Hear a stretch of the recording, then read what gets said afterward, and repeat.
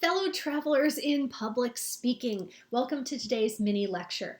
As you already know, we talked a little bit about informative speaking, or speaking to teach is what I like to think about it as. Am I a teacher? Maybe this is just reflecting my profession. Who knows? But the important thing to think about is that you are going to be doing a lot of informative speaking in your life. Now, you may not always think of it as, I have to give an informative speech now. Those are things we tend to think about more in the context of a classroom. But you'll engage in informative speaking really throughout your careers. If you're persuading someone to buy a product, you have to first teach them why they need it. If you are speaking as a minister, if you are preaching or speaking as a motivational speaker, you first have to teach people what their need is. Even if you're working just with your own family or your children or nieces or nephews or mentoring someday, a lot of what you do is going to be informing people from your experiences, your knowledge, and your expertise. And so that brings me to something that is a interesting question from a rhetorical perspective. And that is, what do we mean when we say there's a difference between informing and persuading? Now, your textbook touched on this a little bit, but I want to expand because it gives us some information, hey, there that is, about how we're going to speak for our summative assessment, the final speech at the end of this week. So your textbook states that there is a difference between informing and persuading. That's a very common thing. We teach that all the time in introductory rhetoric classes. But you're all smart people. Are introductory classes really the whole story? No, of course not. As you go further into rhetoric, one of the things that you'll find is that most rhetoric scholars, myself included, don't actually believe that there's a firm distinction between informing and persuading. Instead, we believe that there are different levels of attention and different asks or different requests that a speaker can make of their audience. So that's what I'm going to talk about today. The different types of requests that you make when you're informing an audience versus persuading them, and some of the possibilities and potential pitfalls of those requests in informative speaking. And then at the end, we're going to talk just a little bit about the actual speech that you have upcoming.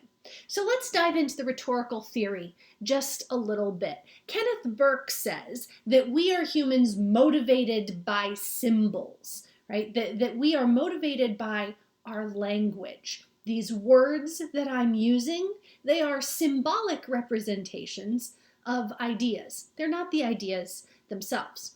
Let's illustrate this. Think, for instance, about a dog. Close your eyes. Picture a dog in your head. I'm picturing a dog in my head. It is a pretty little beagle. It is a very, very thin dog. Her name is Peggy Sue. She's incredibly thin, and she was never able to have puppies, even though she was supposed to be a breeder dog for our farm, because when she was a puppy, she drank antifreeze. Antifreeze, as you know, is generally poisonous to animals. All it did for Peggy Sue was make her unable to gain weight. Now, she's a beautiful beagle puppy, mostly black with some brown on her nose and a white belly. That's the dog you pictured, right? No? Why? I said think of a dog. You thought of a dog. It wasn't Peggy Sue. How come? Well, that's because that symbol has some ambiguity to it. And what Kenneth Burke means, this rhetorical theorist, what he means when he talks about being separated by symbols is that we never share meanings perfectly. Hey, meanings, sharing, audiences, that sounds familiar, doesn't it? Because we're always separated by symbols, anytime we communicate, transactionally communicate with one another, we are asking people or persuading them to give us their attention. So there's a little bit of persuasion even in just asking you to say hello or waving at you as I see you walking across campus someday. But that's not necessarily the type of persuasion we're talking about when we talk about persuasive speeches. So let's make a distinction here. In informative speaking, we are asking someone to direct their attention. Think of it as the way you want somebody to look, right? I might ask you to look over here on my shelf, this side. If you look over behind me on this shelf, you'll see several critters. You'll see, oops, my video's in mirror. You'll see my stuffed kitty cat. You'll see a very surprised owl. You'll see a Calvin and Hobbes tiger. I directed your attention, didn't I? I directed your attention. You physically looked at a different place on your screen than you did when you were looking at my face. That's what informative speaking asks an audience to do. It asks them to learn about and focus on a particular idea, subject, or a piece of content from a particular perspective. This is different than persuasive speaking. When we get into persuasion later next week, we will dive a little bit into the different types of appeals you might have in a persuasive speech. So we'll talk about some of those then. But suffice it to say, you're asking for a different type of attention. In persuasive speaking, than you are in informative. In informative speaking, I am asking you to focus on a particular idea, concept, or proposition from a particular perspective. That doesn't sound so spectacular, does it? Until you realize what it can do. It's called framing the argument. Remember all those examples I gave about the times you're going to speak persuasively to inform in your life? Remember all those times? If you're selling something, you have to point out to people why they need it. Powerful. If you're motivating a teenager to make a better choice in their life, you have to persuade them by teaching them why their other choices might be wrong. That's pretty powerful, isn't it? If you want to motivate people or preach in a church someday, you have to teach them first why they need what it is that you're offering. You frame the argument as a powerful means of directing the attention of your audience. And so that's what we're going to work on today. But I do want to raise an ethical concern.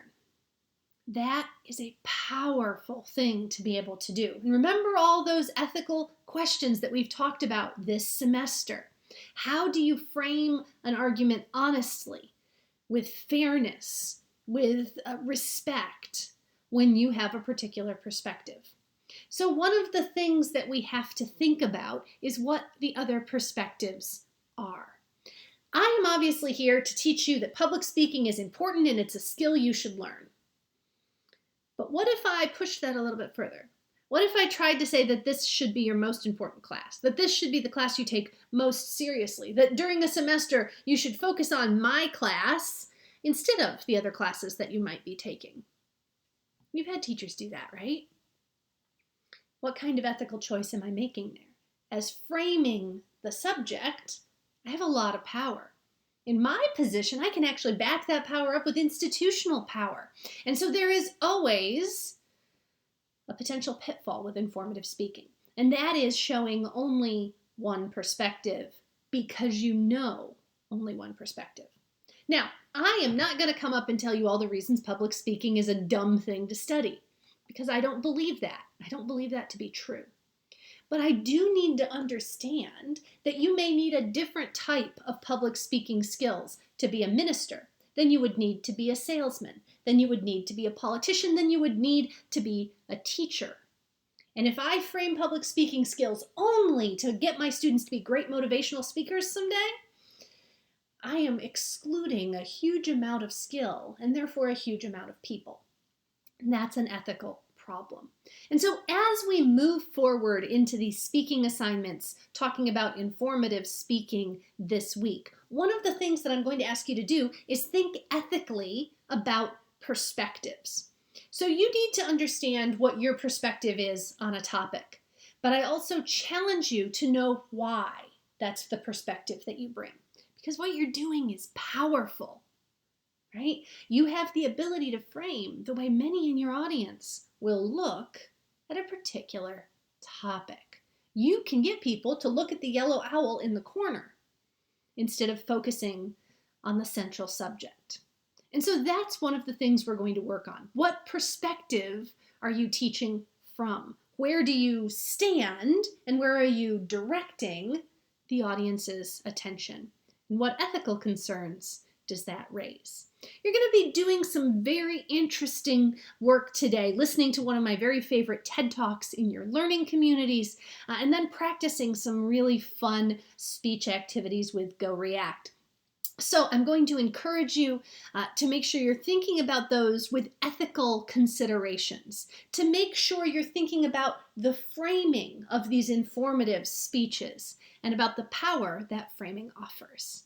Thanks, everybody.